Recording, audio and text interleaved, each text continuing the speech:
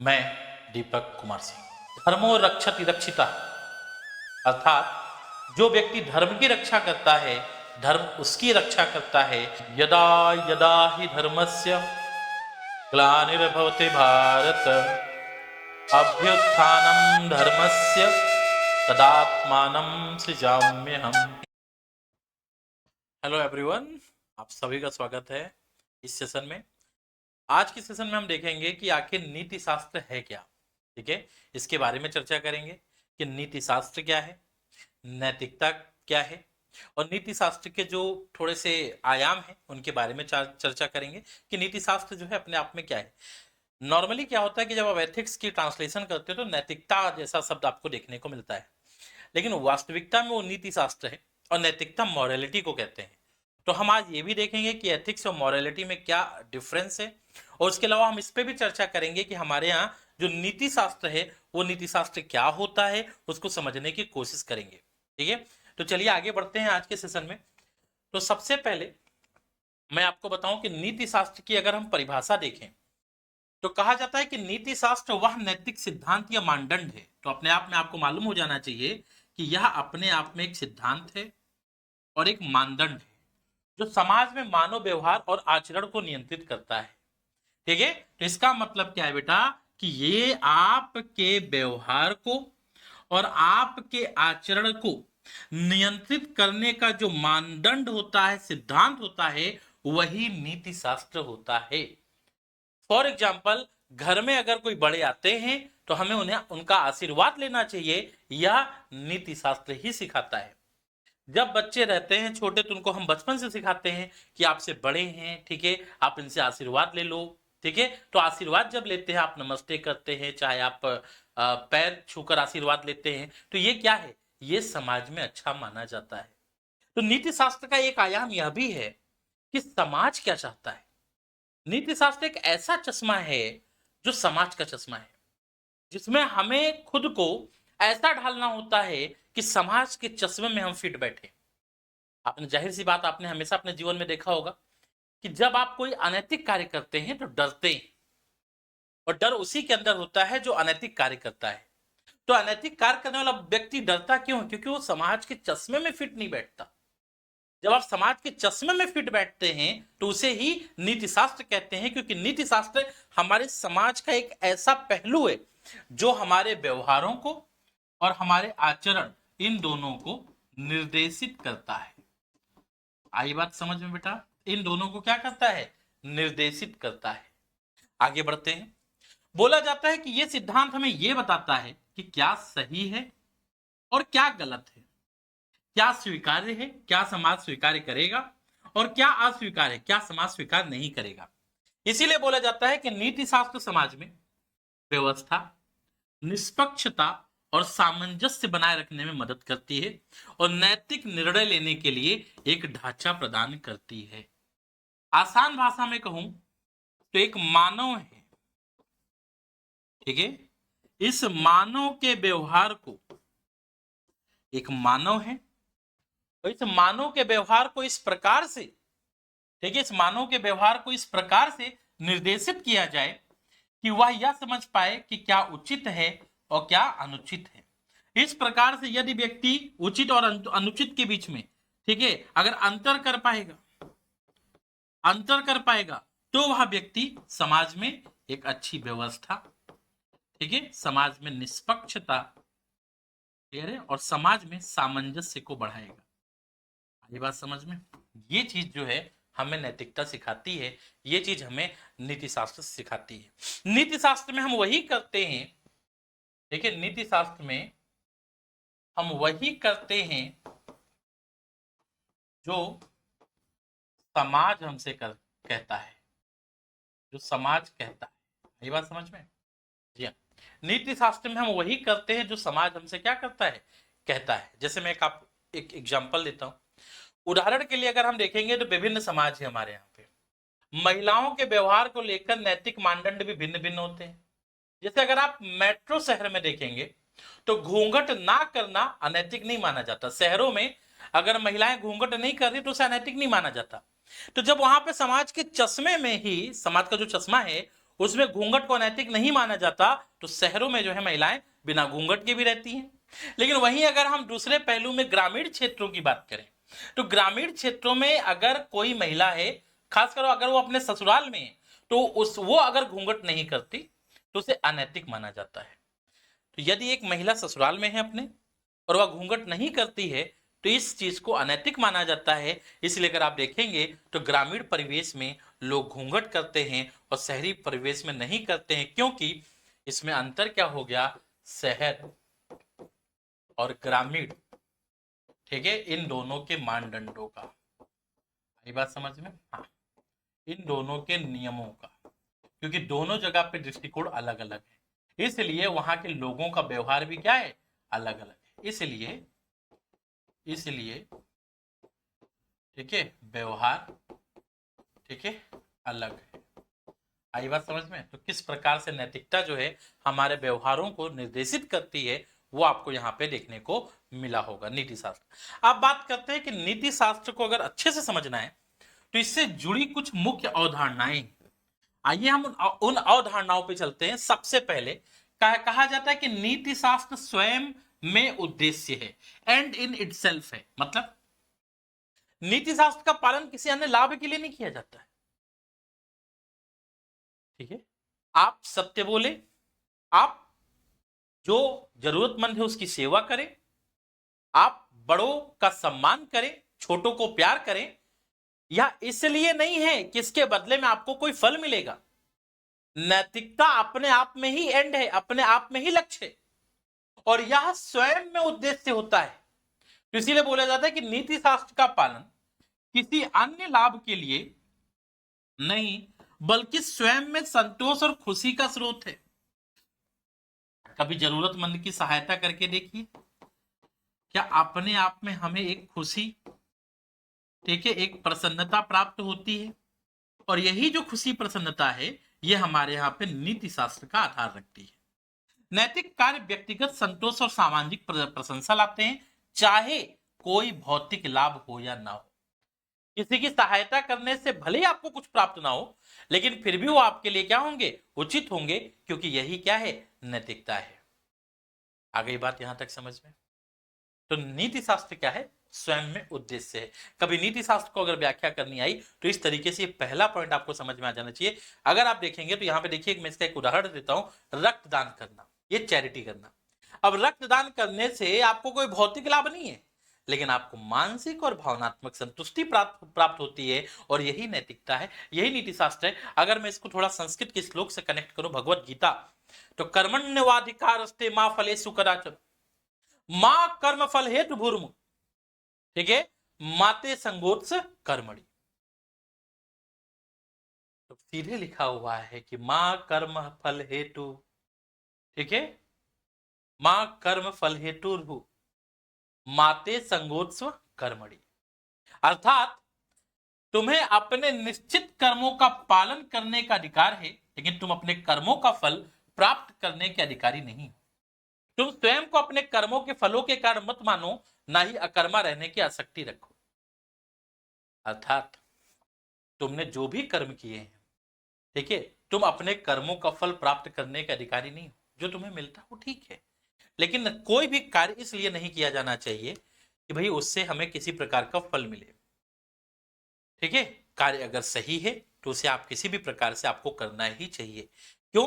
तुम अपने फल की इच्छा जो है त्याग दो, जो उचित है वो तुम्हें मिलेगा, और इस कारण से तुम आसक्त भी मत बैठो कि तुम कर्म ही मत करो, अकर्मा मत रहो। इसी प्रकार से हमें अपने जीवन में जो है कर्म करते रहने चाहिए, और जो उचित कर्म है वो करते रहना चाहिए। क्लियर है? बिना फल की इच्छा के, बिना किसी लालच के, अगर जो सही है हमेशा सही का साथ देना चाहिए। ये एथिक्स का पहला आयाम यहाँ पे कंप्लीट हुआ।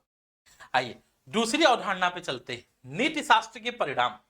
बोला जाता है कि अगर आपका नैतिक आचरण है, ठीक है, अगर आपका आचरण सही होता है, मान लीजिए आप नीति शास्त्र के, ठीक है, नीति शास्त्र के जो मानदंड हैं उन मानदंडों का पालन करते हो, तो इन मानदंडों का पालन करने के लिए जो आपका आचरण है वो काफी उचित हो जाएगा।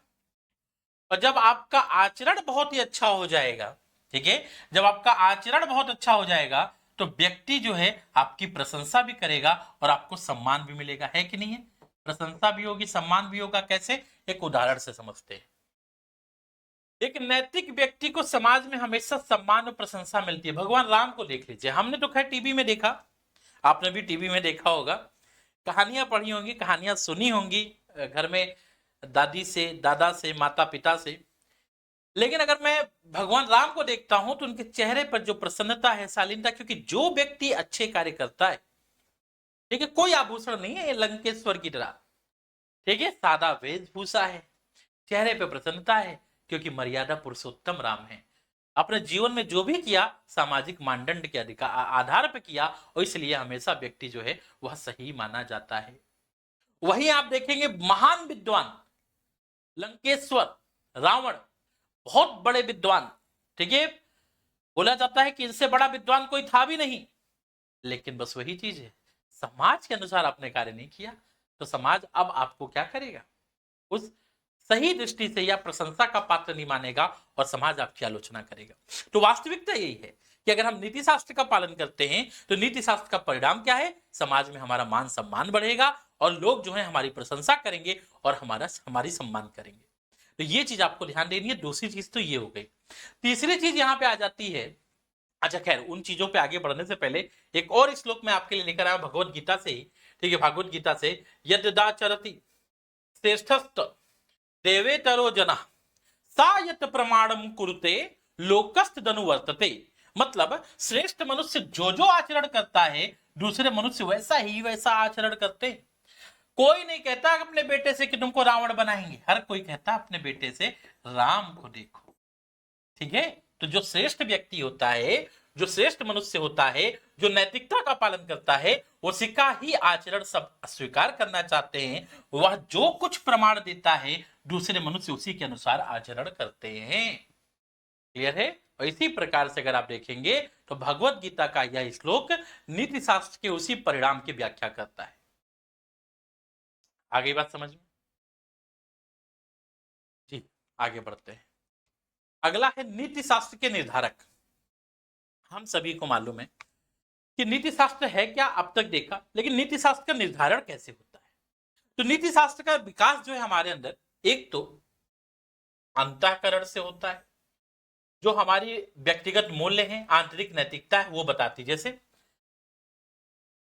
रास्ते में अगर कहीं पैसा पड़ा हुआ मिल गया तो पड़ा हुआ पैसा जो है मैं उठाऊं या ना उठाऊं, या इस बात पर निर्भर करता है कि मेरी व्यक्तिगत, ठीक है, मान्यता क्या है, ठीक है, मेरी सोच क्या है, फिर मेरे व्यक्तिगत मूल्य क्या है, मेरी आंतरिक नैतिकता क्या है। अगर आप नैतिक हो, ठीक है, सदाचारी हो, तो आप वह पैसा अगर उठाओगे भी तो किसी जरूरतमंद को दोगे या तो नहीं उठाओगे।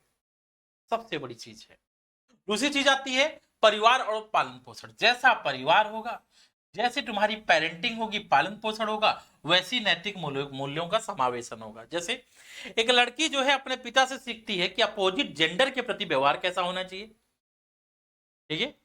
और जो भी बच्चे होते हैं वो अपनी मां से बचपन में ही, ठीक है, सीखते हैं इमोशनल स्ट्रेंथ, समझ रहे हैं, भावनात्मक जो एक दृढ़ता है, एक शक्ति है, ठीक है, वह अपनी माता से ही प्राप्त की जाती है। क्लियर? तो ये बताता है हमारे यहाँ पे कि किस प्रकार से परिवार और पालन पोषण जो है हमारे चरित्र में, हमारे चरित्र का निर्माण करता है। क्योंकि कंसेप्ट है टबूला रासा। जब एक बच्चे का जन्म होता है वो एक कोरे कागज की भांति होता है। इस कोरे कागज पे जो है, इस कोरे कागज पे जो है लिखावट जो शुरू होती है, वो लिखावट शुरू होती है सोशलाइजेशन से, समाजीकरण से। और इस समाजीकरण की प्रक्रिया में सबसे पहले हमें मिलते हैं हमारा परिवार, फिर हमारे रिश्तेदार, फिर हमारा स्कूल, फिर स्कूल में मित्र, मित्र के बाद जॉब, जॉब में वर्क कल्चर, ठीक है। तो पीयर प्रेशर, वर्क कल्चर, ये सभी चीजें जो हैं हमें ढालते हैं। उस प्रकार से हमारा चरित्र जो है समय पर समय अगर आप देखेंगे तो समय परांत जो है निर्माण होता है और वैसा हमारा व्यवहार होता है। अगर हमारा सोशलाइजेशन अच्छे लोगों के बीच हुआ है तो हम अच्छे बनेंगे, बुरे लोगों के बीच हुआ है तो हम बुरे बनेंगे। जाहिर सी बात है, सही और गलत का अंतर ही क्या है? नीति शास्त्र है। अगली बात अगर आप देखेंगे यहाँ पे तो शिक्षा। नैतिक आचरण सिखाने में स्कूल और शिक्षक की भूमिका यहां आ जाती है। और राजनीतिक और अर्थव्यवस्था राजनीतिक स्थिरता और आर्थिक समानता की नैतिकता को प्रभावित करती है। मानते हैं आप? अगर राजनीतिक स्थिरता है, आर्थिक समानता है, तो समाज में नैतिकता बहुत अच्छी होगी। कार्यस्थल और दबाव, पेशेवर माहौल में प्रदर्शन अपेक्षाएं नैतिक आचरण को प्रभावित करती हैं। इस प्रकार से हमारे जीवन में सामाजिकरण के द्वारा, ठीक है, क्या होता है, हमारे अंदर नैतिकता का विकास किया जाता है। और उदाहरण, भ्रष्टाचार के खिलाफ नैतिक मानदंड आर्थिक असमानता वाले समाजों में भिन्न हो सकते हैं। मानते कि नहीं मानते हैं? जी हाँ। एक मनुस्मृति का श्लोक है, धृति क्षमा दमो यस्तेयम, शौच, ठीक है, शौच इंद्रिया निग्रह, धीर विद्या सत्यम अक्रोधो दशकम धर्म लक्षणम। मतलब धृति मतलब धैर्य, क्षमा मतलब अपना अपकार करने वाले का भी उपकार करना, दम मतलब हमेशा संयम से धर्म में लगे रहना, अस्तेय मतलब चोरी न करना, शौच मतलब भीतर और बाहर की पवित्रता, इंद्रिय निग्रह मतलब इंद्रियों का हमेशा धर्माचरण में लगाना, धी मतलब सत्कर्मों की बुद्धि को बढ़ाना, विद्या मतलब यथार्थ ज्ञान लेना, सत्य मतलब हमेशा सत्य का आचरण करना, और अक्रोध मतलब क्रोध को छोड़कर हमेशा शांत रहना। यह धर्म के 10 लक्षण हैं। जो व्यक्ति इनका पालन करता है वो हमेशा सही मार्ग पे होता है। और आप सभी को मालूम है ये सभी चीजें हमारे अंदर परिवार के द्वारा, समाज के द्वारा विकसित की जाती है। यही नैतिकता है। यही क्या है बेटा? नैतिकता है। आगे चलेंगे। अब अगला जो टॉपिक है, ठीक है, इसी में वो ये है कि नीति शास्त्र बनाम नैतिकता। अगर नीति शास्त्र नैतिकता में क्या अंतर है? आसान भाषा में अगर मैं कहूं तो नीति शास्त्र जो है ना, वो बताता है क्या होना चाहिए, क्या होना चाहिए, ठीक है, what should be, what ought to be, what should be, what ought to be, ठीक है, क्या होना चाहिए, क्या है, ये हमें बताता है नीति शास्त्र। तो नैतिकता एक यह व्यक्तिगत सिद्धांत है जो व्यक्तिगत विश्वास या धर्म से प्रभावित होती है। नीति शास्त्र क्या है? नीति शास्त्र, समझिएगा, नीति शास्त्र समाज से प्रभावित होती है, ठीक है, समाज क्या चाहता है। और जो नैतिकता है, ठीक है, नैतिकता जो होती है मतलब मॉरलिटी, वो हमारे व्यक्तिगत विश्वास है कि हम क्या मानते हैं, व्यक्तिगत विश्वास है, ठीक है। इसको मैं अगर एक उदाहरण दूं तो ज्यादा अच्छे से समझ में आएगा। समलैंगिकता का उदाहरण, जी हाँ, अगर आप देखेंगे तो समलैंगिकता, तो नीति शास्त्र क्या मानता है? नीति शास्त्र कहता है कि कुछ समाज इसे सांस्कृतिक मानदंडों के आधार पर अस्वीकार मानते हैं। जैसे भारत में अगर आप देखेंगे तो समलैंगिकता को लेकर बहुत, अगर समाज के आधार पर देखेंगे तो स्वीकार्य नहीं है। वो अलग बात है, धीरे धीरे परिवर्तन हो रहा है, धीरे धीरे छूट मिल रही है, ठीक है। अभी जैसे देखेंगे सेम सेक्स मैरिज की डिमांड उठ रही है, ठीक है। अभी उसके ऊपर हमारे यहाँ पूरी तरीके से छूट नहीं, क्योंकि हमारे यहाँ पे विवाह जो है, विवाह का आधार अलग है। हमारे यहाँ विवाह जो है 3 लक्ष्य से 3 चीजें हैं, धर्म, प्रजा और रति। इन 3 कारण से विवाह होते हैं। उन तीनों कारण की पूर्ति जो है समलैंगिक विवाह नहीं कर सकता। इसलिए अभी भी हमारे यहाँ पे परिवर्तन, समाज जब बदलेगा तो नीति शास्त्र बदलेगा, उस हिसाब से परिवर्तन आएगा। विश्व के कुछ देशों में समलैंगिकता जो है लीगल है, क्लियर है, और हमारे यहां पे ऐसा नहीं है, क्योंकि हम अपने समाज के अनुसार। तो नीति शास्त्र के दृष्टिकोण से अगर मैं देखूं, अगर मैं 4 लोग के बीच में बैठूंगा तो मैं शायद समलैंगिकता जैसे चीजों को, समलैंगिकता जैसे विषयों पर मौन रहना चाहूंगा या फिर इसके खिलाफ बात करूंगा। लेकिन अगर नैतिक दृष्टि से देखें तो एक व्यक्ति व्यक्तिगत स्तर पर अगर आप उससे पूछेंगे तो वह इसे स्वीकार कर सकता है, क्योंकि यह समानता और मानव अधिकारों के सिद्धांतों पर क्या है, आधारित है। तो नॉर्मल अगर आप देखेंगे तो व्यक्तिगत रूप से आप इसे क्या पता अच्छा मान सकते हैं, लेकिन सामाजिक रूप से नहीं मान सकते। कहने का मतलब आसान भाषा में कि यदि आप किसी और के लिए ये सोचना चाहें तो व्यक्तिगत विश्वास हो सकता है कि ठीक है भाई, जो है ठीक है, सबकी अपनी अपनी स्वतंत्रता है। लेकिन अगर आपके जान पहचान में कोई इस प्रकार से, ठीक है, अगर आप देखेंगे समलैंगिकता, ठीक है, या इससे जुड़ाव रखता है, या इसके प्रति सकारात्मक विचार रखता है, या उसके शारीरिक परिवर्तन इस प्रकार से है, तो आप वहीं पे क्या हो जाएंगे ना, क्योंकि अब आप देखेंगे समाज हमें कैसे देखेगा। तो नीति शास्त्र में समाज क्या देख रहा है वो सोचते हो। 4 लोग जो है ना, वही नीति शास्त्र है, 4 लोग क्या कहेंगे। और एक होता है कि मुझे क्या करना है, वो सबसे बड़ी बात है। यहां पे मैं आपको बहुत ही इंपॉर्टेंट श्लोक बताने वाला हूं, याद रखिएगा। आप देखोगे हर एक टॉपिक के बाद मैंने एक श्लोक कनेक्ट किया है। आपके मन में आएगा सर ये श्लोक क्यों लेकर आए हैं, क्योंकि नैतिकता का विकास जो है या नीति शास्त्र के विकास में धर्म का क्या योगदान है वो आप यहां पे एक्सप्लेन कर सकते हो। आगे जब मैं पढ़ाऊंगा तो इस्लाम धर्म में, ठीक है, पैगंबर मोहम्मद साहब ने क्या कहा, ईसा मसीह ने क्या कहा, पारसी धर्म क्या कहता है, यहूदी धर्म क्या कहता है, इन सभी पे डिटेल में चर्चा करूंगा और सभी के द्वारा नीति शास्त्र के विकास की भी बात आपको बताऊंगा। तो एक श्लोक है यहाँ पे, श्रेयांसो धर्मो विगुणः परधर्मत्स्व नु स्थितात् स्वधर्मे निधनम श्रेय परधर्मो भयावह। अर्थात अच्छी तरह, देखिए बहुत अच्छा श्लोक है, मुझे लगता है कि एक विद्यार्थी के जीवन में यह बहुत जरूरी है। अच्छी तरह आचरण में लाए हुए दूसरे के धर्म से गुणों की कमी वाला अपना धर्म श्रेष्ठ है। मतलब यदि आप किसी और के विचारों से प्रभावित होकर कोई काम कर रहे हो, मान लो मैं पूरा जीवन जीता रहा इसलिए कि समाज हमें अच्छा माने। समाज तो वही है कि एक बेटा और पिता गधे को लेकर जो है जा रहे थे, तो रास्ते में लोग बोले ये देखो मूर्ख है, ठीक है, गधा ऐसे ही चल रहा, अपना पैदल चल रहे हैं। तो फिर पिता ने क्या किया, पिता बेटे दोनों जो है गधे पे बैठ गए। अब गधे पे बैठ के जाने लगे तो लोग कहने लगे देखो कैसे लोग हैं, बाप बेटा दोनों बच्चों बेचारे गधे पे बैठे हुए हैं। तो दोनों उतर गए। फिर तीसरा मिला, कह रहा है कि अरे देखो, ठीक है, गधा ऐसी जा रहा है, ऐसी चल रहा है, तो समाज ऐसा ही।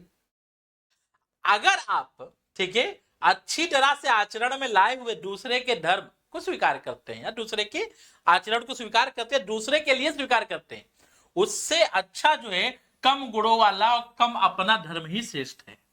क्योंकि अपने धर्म में तो मरना भी कल्याणकारक है, दूसरे का धर्म भय को देने वाला है। पूरा जीवन आप इसलिए जीते रहे समाज क्या कहेगा, ठीक है। एक व्यक्ति मैंने अपने जीवन में देखा है, एक व्यक्ति बहुत बुरा है और एक व्यक्ति बहुत अच्छा है। मृत्यु के बाद समाज दोनों को अच्छा कहेगा, दोनों को अच्छा कहेगा, उसको कोई फर्क नहीं पड़ता। और जीवित रहने में समाज दोनों को बुरा कहेगा, सिंपल सी बात है। तो वास्तव मैं ये नहीं कहना चाह रहा हूं कि आप बुरे बनिए, मैं ये कहना चाह रहा हूं कि आप नैतिकता का पालन करिए, ठीक है। हाँ, व्यक्तिगत विश्वास जो है, ठीक है, उसका अपने जीवन में अलग महत्व है। व्यक्तिगत विश्वास का अपने जीवन में क्या है, अलग महत्व। मैं ऐसे कि कोई वीडियो देख रहा था, कोई बोला कि इंटरकास्ट मैरिज होने वाली है, बच्चा जो है इंटरकास्ट मैरिज करना चाहता, समाज क्या कहेगा। तो उस वीडियो में ये बोला गया, शायद प्रेमानंद जी महाराज का वीडियो था, ठीक है, मुझे याद नहीं आ रहा है तो मैं उतना श्योर नहीं कह सकता हूँ। तो उसमें बोला गया, प्रेमानंद महाराज जी ने सिंपल सी बात बोली कि देखो भाई, जो समाज है, ठीक है, उसको तो अभी छोड़ दो। क्यों? क्योंकि जब व्यक्ति पे खुद पे पड़ती है तो समाज नहीं देखता है। जो आज तुम्हें बुरा भला बोल रहा होगा, तुम्हें गाइड कर रहा होगा, जब उस पे पड़ेगी तो उसे समझ में आएगा। तो आज जो है ना, परिवार सर्वोपरि है, ठीक है, परिवार में सुख शांति सर्वोपरि है। उस किसी को दिखावे के लिए अगर आप अपने परिवार को तबाह कर दो तो यह उचित नहीं है, ठीक है। हाँ, इसका मतलब ये भी नहीं कि मैं किसी अपनी कोई आइडियोलॉजी दे रहा हूँ, बस मैं सिंपल सी बात कह रहा हूँ, व्यक्तिगत विश्वास, ठीक है, और नैतिकता जो है और स्वयं जो है, स्वयं की स्थिति सबसे महत्वपूर्ण है। आ गई बात समझ में? आप पूरा जीवन जिएंगे, मान लीजिए आप पूरा जीवन जिएंगे, पूरा जीवन जीने के बाद भी क्या मिलेगा बताइए? अंत में यही होगा कि हम किसी और के लिए जीते गए और अंततः कुछ भी हाथ में नहीं मिलने वाला, ठीक है। आगे देखेंगे, नीति शास्त्र में निरपेक्षता और सापेक्षता। निरपेक्षता मतलब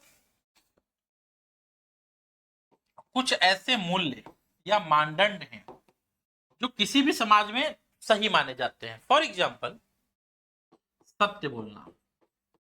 सत्य बोलना किसी भी समाज में क्या है, उचित माना जाता है, यूनिवर्सल है। चाहे अमेरिका में चले जाओ तो वहां भी लोग सत्य बोलना पसंद करते हैं, ठीक है, और चाहे कहीं भी चले जाओ सत्य बोलना सबसे ज्यादा आवश्यक है। वहीं पे अगर आप देखेंगे सापेक्षता, रिलेटिविज्म, सापेक्षता जो है, ठीक है, वह कहती है कि देखो भाई, अलग अलग समाज में अलग अलग प्रकार के लोग हो सकते हैं। मैं दो उदाहरण देता हूं। पहला उदाहरण, भारत में अगर आप देखेंगे तो भारत में एक जाति है राजपूत या क्षत्रिय, ठीक है। अब राजपूत क्षत्रिय में जो हिंसा है, ये गौरव की बात करता है। और यही इसी भारत में एक जैन धर्म है, ठीक है, जो हिंसा को सबसे बुरा मानता है, ठीक है, वो अहिंसा पे बल देता है।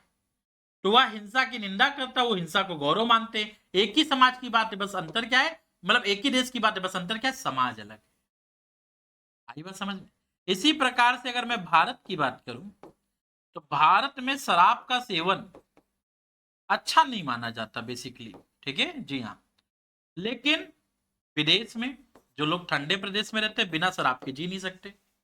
हाँ जी, बिना शराब के रह नहीं पाएंगे, क्योंकि ठंडा प्रदेश है, वहां पे सर्वाइव करने के लिए चाहिए। तो वहां का समाज अलग है, तो वहां के लोगों की सोच भी अलग देखने को मिलेगी। क्लियर है जी हाँ।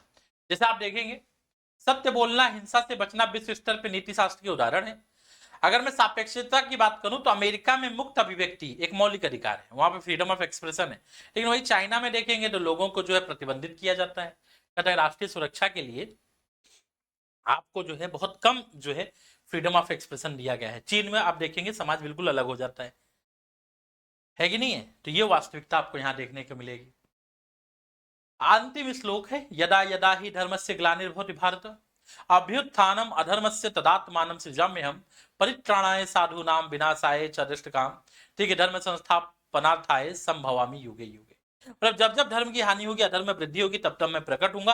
कहने का मतलब बस इतना सा है कि हमारे जीवन में, हमारे समाज में, हमारे अंतर्गत हमारी नैतिकता, हमारा आचरण हमेशा उचित होना चाहिए। यही नीति शास्त्र सिखाता है और यही नीति शास्त्र का अर्थ है।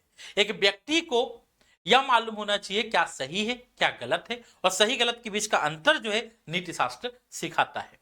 नीति शास्त्र जो है वह बताता है समाज में क्या होना चाहिए। धर्मो रक्षति रक्षिता, अगर तुम धर्म की रक्षा करोगे, धर्म तुम्हारी रक्षा करेगा। अगर तुम समाज का सम्मान करोगे तो समाज में तुम्हें भी सम्मान मिलेगा। ऐसी बातें जो है जुड़ी हुई हैं हमारे यहाँ पे। अगर तुम राष्ट्र का सम्मान करोगे तो राष्ट्र तुम्हारे साथ जो है, ठीक है, एकता में बंधकर तुम्हारे साथ खड़ा रहेगा। ठीक है, यही वास्तविकता है, यही नीति शास्त्र है और यही नैतिकता है। तो आगे हम ऐसे ही डिटेल में कई सेशंस आपके लिए लेकर आएंगे। यहाँ तो मैं थोड़ा सेशन आपको कनेक्ट करना चाहता था, इसलिए लेकर आया। आप सभी को मालूम है गणतंत्र दिवस पर तिरंगा महोत्सव आ रहा है, जहां पे आप 23 जनवरी से 28 जनवरी के बीच 90% का डिस्काउंट पा सकते हो। साथ ही साथ आपको 3 महीने का एक्स्ट्रा कोर्स की वैलिडिटी भी मिल रही है, और कोर्स की वैधता बढ़ाने पे 10% का एक्स्ट्रा डिस्काउंट भी आपको मिल रहा है। अगर आप UPPCS mains answer writing batch लेना चाहते हो, तो जिसकी ओरिजिनल प्राइस 20,000 थी, वो ऑफर में अभी जो मिल रही है वो 5,500 मिल रही है लाइव फ्रॉम क्लासरूम। लेकिन याद रखिएगा, ये ऑफर केवल 28 जनवरी तक ही है। उसके अलावा देखेंगे UPPCS foundation batch, Arjun 4.0 live from studio है। अगर आप लाइव फ्रॉम स्टूडियो स्टैंडर्ड फी जो है, ठीक है, 20,000 थी, 4,500 हो गई है। प्राइम फी जहां पे मटेरियल वगैरह बहुत सारे बेनिफिट आपको मिलेंगे, वो 43,000 की जगह 9,500 में अवेलेबल है। तो इनरोल कर सकते हैं 28 जनवरी से पहले। ये सभी उसकी जो है विशेषता है। इसमें मैं अभी इकोनॉमी पढ़ा भी रहा हूं, आप उसकी इकोनॉमी भी वहां पे अच्छे से पढ़ सकते हैं। ठीक है, तो ये सारी विशेषता आप यहाँ पे देख सकते हैं। तो अभी के लिए इतना ही। थैंक यू सो मच, मिलेंगे अगले सेशन में। जय हिंद, जय भारत।